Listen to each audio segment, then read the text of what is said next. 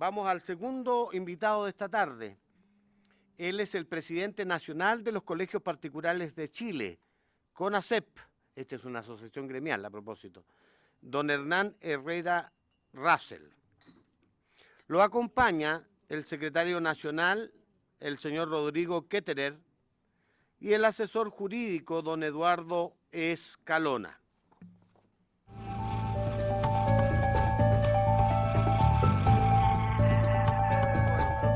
Si usted tiene bien, lo puede hacer llegar y nosotros se la hacemos llegar a cada uno los... Ah, ya. Entonces no es necesario. No importa, sino... Gracias, George. Bueno.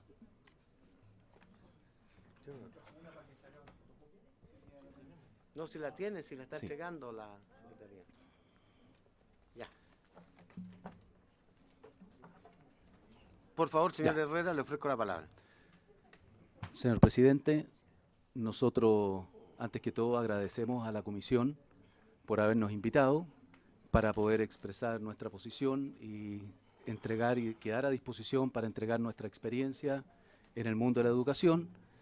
La verdad es que hubiésemos esperado que esta discusión se hubiese instalado mucho antes de llegar al Congreso, pero naturalmente estamos aquí y estamos disponibles para participar en todas las instancias que seamos requeridos.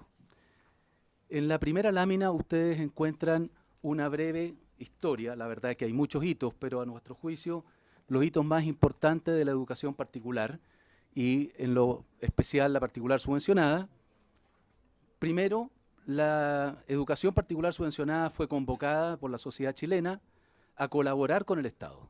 Ese es el primer concepto que se tiene que quedar absolutamente claro, colaborar en una función educacional. Es decir, aquí nadie llegó por la vía de no haber sido convocado por el Estado. Es una actividad legítima, como lo ha dicho el ministro y todas las autoridades del Ministerio de Educación, promovida y regulada por el Estado consistentemente desde el siglo XIX. Y queremos dar solo 3 fechas. En 1854 se establece el financiamiento público para que privados crearan nuevos establecimientos educacionales.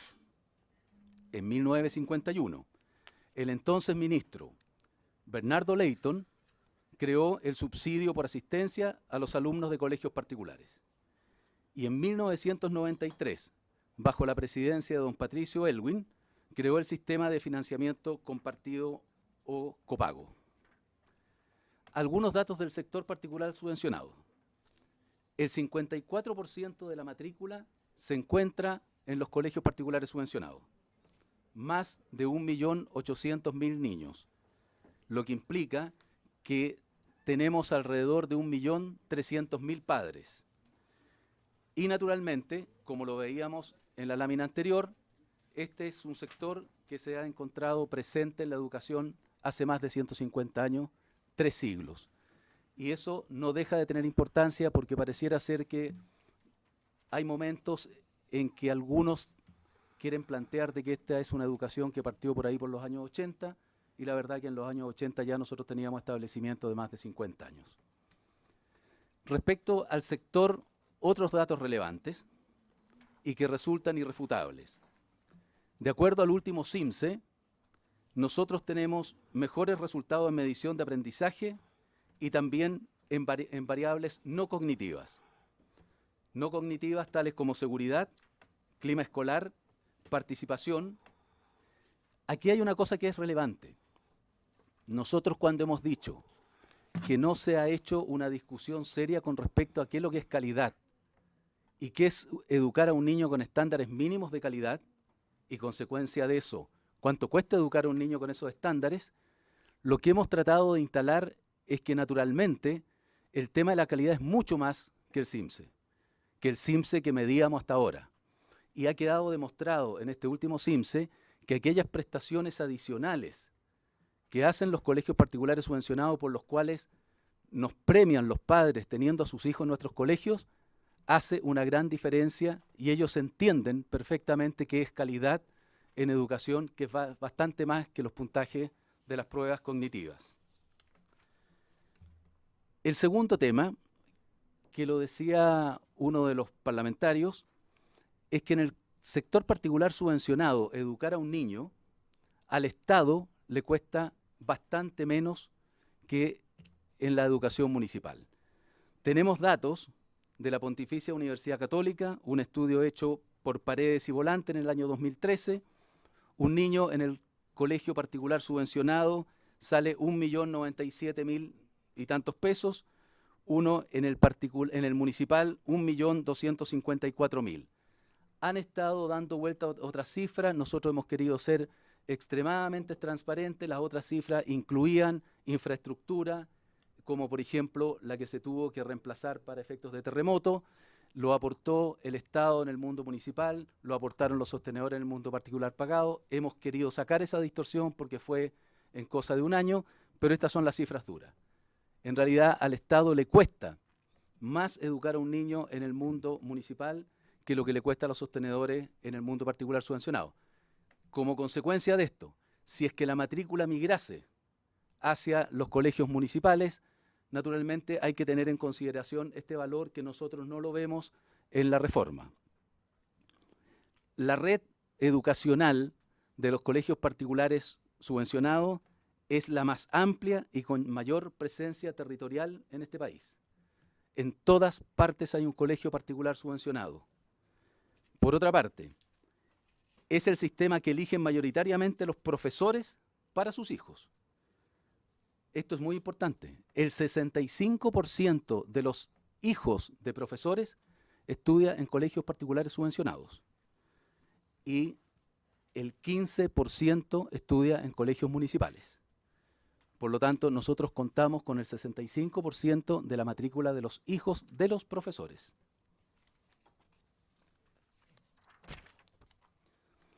Algunos mitos que se han tratado de instalar con respecto a la educación particular subvencionada.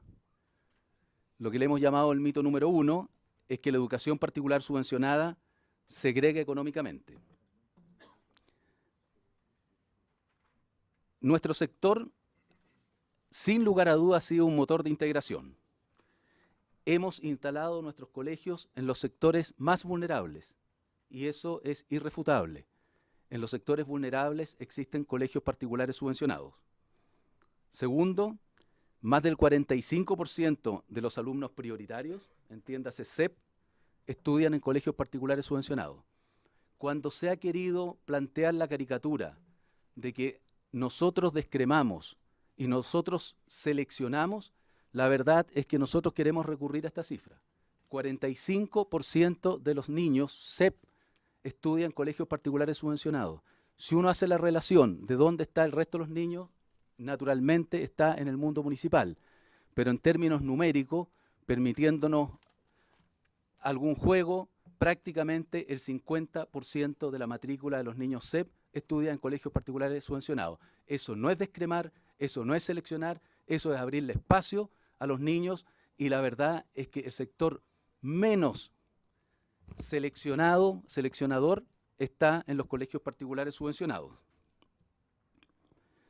Al menos el 15% de la matrícula debe ser, por ley, alumnos vulnerables. No olvidemos que para tener derecho a la subvención, uno tiene que tener al menos un 15% de niños vulnerables en los establecimientos educacionales. Y el 70% de los colegios con fines de lucro no cobra financiamiento compartido, dato del Ministerio de Educación. El mito número 2. La educación particular subvencionada descrema a los mejores estudiantes. Es incoherente afirmar que hay descreme cuando en el sector se educa el 54% de la población escolar chilena. La verdad que más de la mitad están en este sector, por lo tanto, de descreme poco. El 83% de los colegios con educación especial son particulares subvencionados, 83%. Y el 75% de los niños con necesidades especiales estudia en colegios particulares subvencionados. Están distribuidos heterogéneamente desde el punto de vista territorial y socioeconómico. Cuando se dice de que la educación es más segregadora que el aspecto territorial, lo único que nosotros podemos decir es que los colegios han seguido a la segregación espacial. No es que los colegios hayan sido causantes, sino que simplemente van en busca de dar solución en donde ya hay una alta segregación espacial. Y la ley prohíbe seleccionar hasta sexto básico, y cuando se nos plantea de que hay colegios que seleccionan, nosotros hemos dicho con mucha fuerza que cuando se vulnera la ley es responsabilidad del Estado de que ello no ocurra, y nosotros jamás vamos a apoyar a un colegio que no cumpla con lo establecido en la ley. Por lo tanto, si es que hay un colegio que hasta sexto básico selecciona, la responsabilidad es del Estado y la responsabilidad es de la superintendencia para sancionar a esos establecimientos. El mito número 3, en la educación particular subvencionada existirían inversiones movidas solo por el afán de lucro. Primero, más del 80% de los sostenedores son profesores y gestionan un solo colegio. La verdad es que son profesores que cuando el Estado los convocó a participar como gestores, salieron del aula y prolongaron su vocación educacional haciendo gestión en sus establecimientos. El nivel de concentración en los establecimientos, hay cifras entre 1,1 y 1,3 establecimientos educacionales, lo que significa derechamente que hay un sostenedor por un establecimiento educacional en la gran mayoría de los casos. El 95% de los colegios particulares subvencionados han sido fundados por profesores. Solo está permitido hacer uso de los excedentes una vez cumplidas todas las obligaciones educacionales, laborales, previsionales y contractuales. Cuando recibimos fiscalización de la superintendencia y se nos sanciona por no cumplir, la verdad es que nosotros no tenemos posibilidad de hacer, como hoy día o ayer escuchábamos, de un liceo en que, aparte de no estar de acuerdo con la reforma, se iban a paro porque la infraestructura era deficiente y los baños no se podían usar. Cuando a nosotros se nos inspecciona, la verdad es que los baños tienen que estar en buen estado o si no simplemente se nos multa. El sector particular subvencionado está al día en sus obligaciones laborales y previsionales, a diferencia de muchos colegios municipales que nosotros entendemos por la restricción que pasan, por la estrechez económica, por el aporte importante que hacen a los colegios, pero naturalmente nosotros no tenemos la posibilidad de recurrir a fondos especiales aportados por la Subdere para salir de los embrollos previsionales.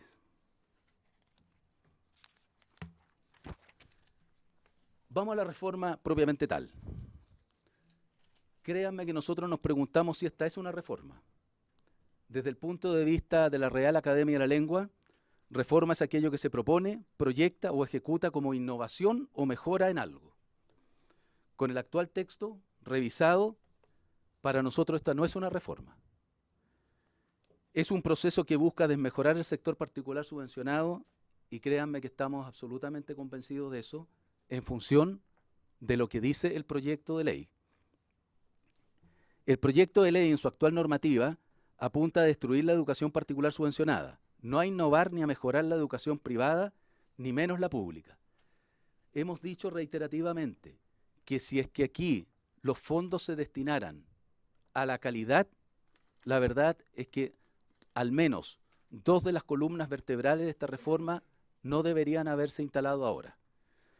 Compartimos plenamente lo expresado por Mario Weisburg ayer, en términos de que si es que hay 11 columnas en esta reforma, sí el orden de los factores altera el producto y debería haberse iniciado por potenciar la educación municipal para que no ocurra lo que acaba de decir el representante de los municipios, y debería haberse enfocado también al tema de los profesores. Nosotros tenemos la mejor voluntad porque creemos sinceramente de que el país necesita una reforma en educación seria y ahora, pero no compartimos los instrumentos de esta reforma. Y la verdad es que cuando todas las autoridades de gobierno nos dicen que no quieren destruir el sector particular subvencionado, cuando la Presidenta de la República dice que cree en la provisión mixta, en la diversidad de los proyectos educativos, cuando el ministro dice de que no pretende atentar contra los colegios particulares subvencionados, nosotros queremos creer, pero cuando escuchamos las palabras del ministro, la verdad es que no podemos creer. ¿Y por qué no podemos creer? Si ustedes ven en la lámina, en la intervención del ministro del domingo recién pasado, en Estado Nacional, en TVN, dijo una cosa que a nosotros simplemente nos dejó, es decir, nosotros creíamos que ya no nos íbamos a sorprender más de las palabras del ministro, pero lo que ha dicho el ministro ha sido brutal.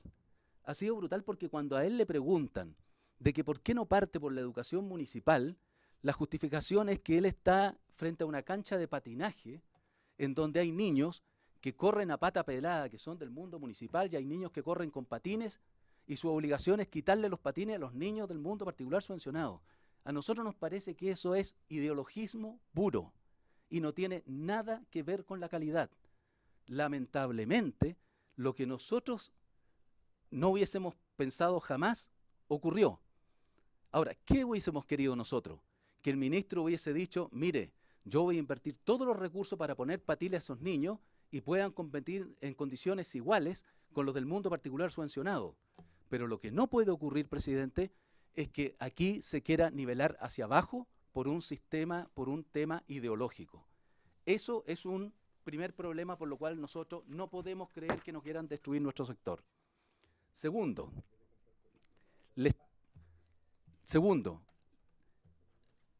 en la reforma, esto dice en el Ministerio de Educación, documento oficial del Mineduc, explicativo del proyecto de ley. Estas medidas buscan frenar la reducción de la matrícula municipal y fortalecer la educación pública.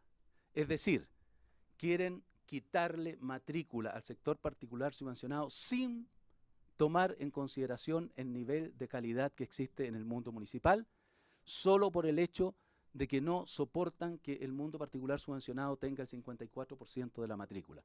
A mí me parece que eso también es un ideologismo que daña lo que es el objetivo final, que es la búsqueda de la calidad. ¿Por qué este proyecto es deficiente?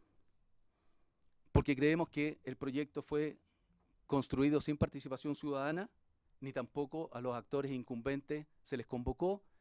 El ministro la semana pasada, cuando nos convocó para las próximas reformas, dijo de que la verdad, cuando se le consultó por qué no se había hecho lo mismo con esta, dijo que la verdad que los tiempos que se le habían impuesto no permitía que hubiese una discusión con respecto al tema ciudadano.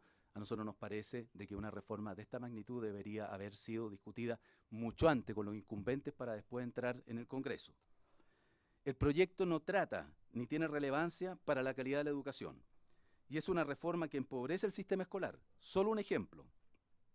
En 10 años más, cuando ésta esté en régimen, el Estado aportaría 947 millones anuales. Si se descuenta lo que hoy día aportan los padres, 600 millones de dólares anuales, el aumento sería de 347 millones anuales en 10 años más. Entregarle al nivel de 23.000 pesos a los colegios particulares subvencionados y municipales el mismo aporte, el cálculo que nosotros tenemos es del orden de los 1.400, 1.500 millones de dólares. Por lo tanto, esto demuestra que aquí no hay plata suficiente para hacer la reforma como la plantean. Desde el punto de vista de los tres pilares, el primero, todo lo que dice relación con la selección. Nosotros la verdad, y para quienes dicen de que estamos moviendo a las familias en contra del proyecto, la verdad que nosotros hemos tenido siempre, y le consta a la subsecretaria, la posición como CONASEP de que nosotros estamos por no seleccionar.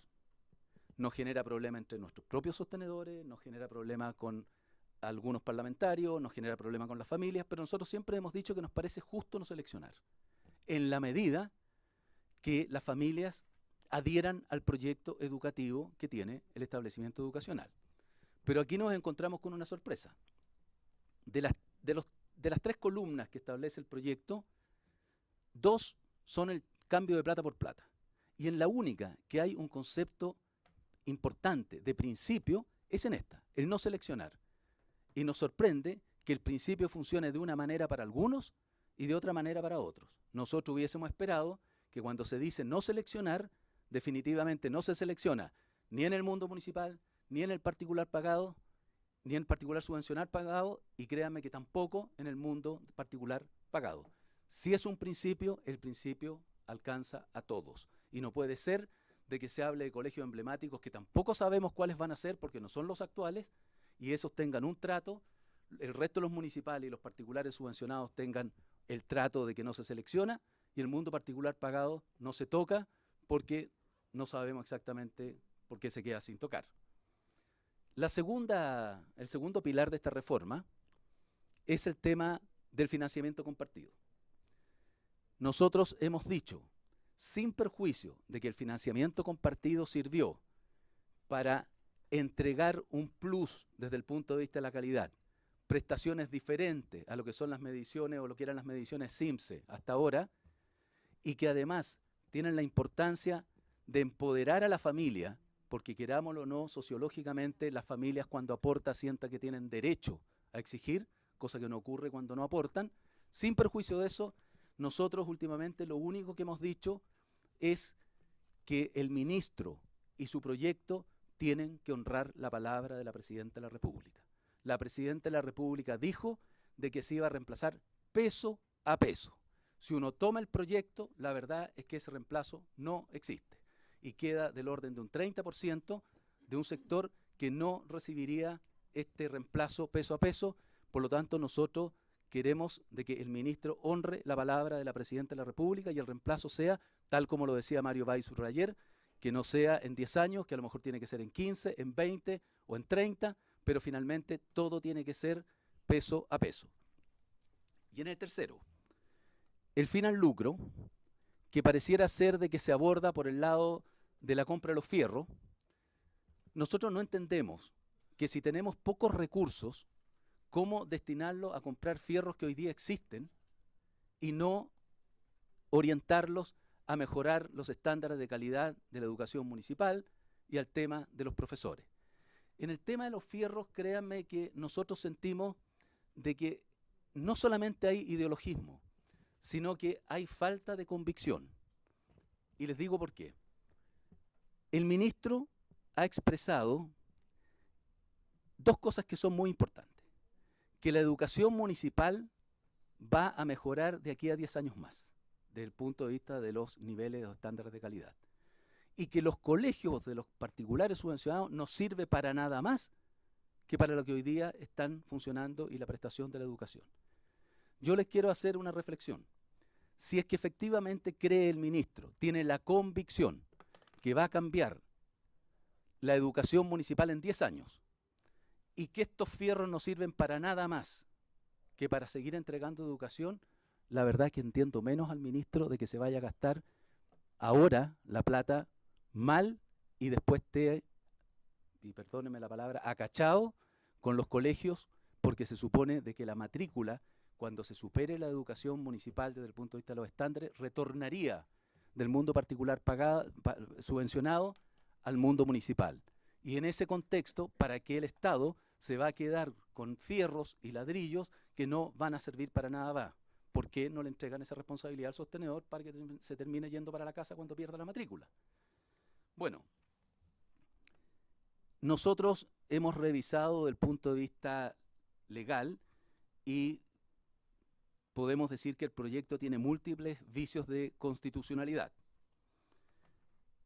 Hay exigencias desproporcionadas que impone el proyecto para recibir subvención estatal.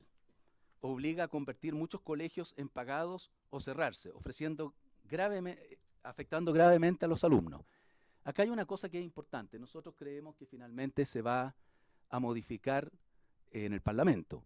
Pero si es que este proyecto se aprobase tal como está, la verdad es que más del 70% de los sostenedores no podrían, aunque lo quisiesen, participar hacia adelante como proyecto educativo.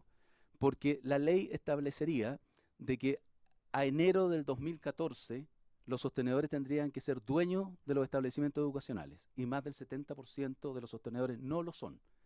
Y la segunda barrera de entrada dice relación a que tiene que traspasarse la propiedad sin deudas, sin gravámenes.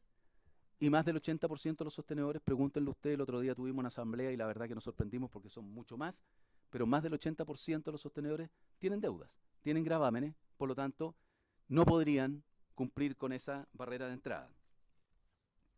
¿Por qué creemos nosotros que es un proyecto de ley deficiente? Los inmuebles que compraría el Estado se convertirán en activos fijos inmovilizados, eso ya está explicado.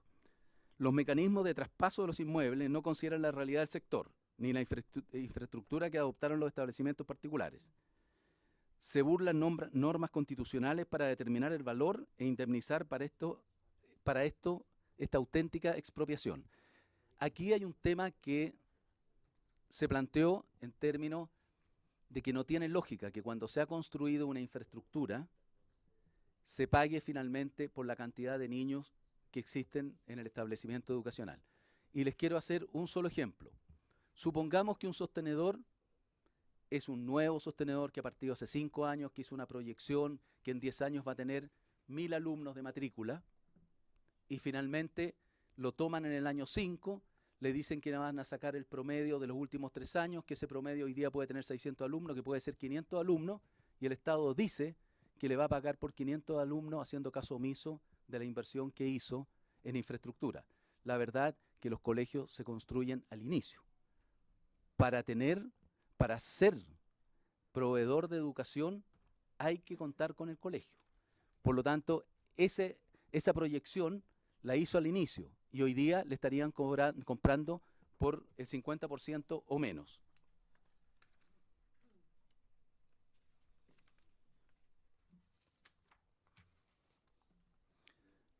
Sí, estoy terminando, presidente. Vacíos del proyecto. No agrega recursos nuevos, elimina copago y aumento de subvenciones, es menor aportes de los padres en segmentos determinados. No reconoce valor alguno a los intangibles, ni marca, ni prestigio, ni proyecto educativo, ni equipo, ni nada. Es decir, en el fondo, cuando se dice que se van a comprar los fierros, se cree que se va a comprar el know-how. Y la verdad es que lo único que se está comprando son los fierros. No aclara financiamiento de indemnización a los profesores y colegios que deberán cerrar por la aplicación de las normas de ley. Ninguna medida apunta a mejorar la calidad y afecta directamente a la clase media, ya que restringe su libertad. Pronóstico y riesgos: si el proyecto no se modifica sustancialmente, cerrarán cientos de colegios, y esta no es una amenaza, es una realidad. Otros centenares se transformarán en particulares pagados. La clase media será perjudicada irreversiblemente. Cuando se cierra un proyecto educacional, un colegio, la verdad es que no se puede reabrir ese mismo colegio. El daño que se genera no es una mala reforma tributaria, sino que una mala reforma educacional impacta para los 30, 40 o 50 años, como lo ha dicho la Presidenta de la República. Disminuirá la libertad de enseñanza y la diversidad de proyectos educativos. Se incrementará el predominio estatal en la educación. Aumentará la segregación. Y en el caso particular de nuestros socios de CONACEP, la verdad es que nosotros no entendemos cómo esta reforma apunta a destruir la educación laica, siendo de que forma parte de la diversidad de proyectos educativos. ¿Qué hacer? Y con esto termino, presidente. Asegurar la igualdad de condiciones de financiamiento de los niños, independiente de dónde estudien. Finalmente, el objetivo aquí son los niños, no son los colegios. Por lo tanto, nosotros queremos igualdad de condiciones porque eso favorece a la educación y los niños. Cumplir promesa presidencial de que el financiamiento compartido no se extinguirá hasta que no sea reemplazado peso a peso. Que las condiciones del sistema de selección sean iguales para todos los tipos de colegios. Y el foco de la reforma no debe estar en la propiedad de los establecimientos, sino en la mejora de la calidad. No es necesario radicar la propiedad de las corporaciones o fundaciones sin fines de lucro.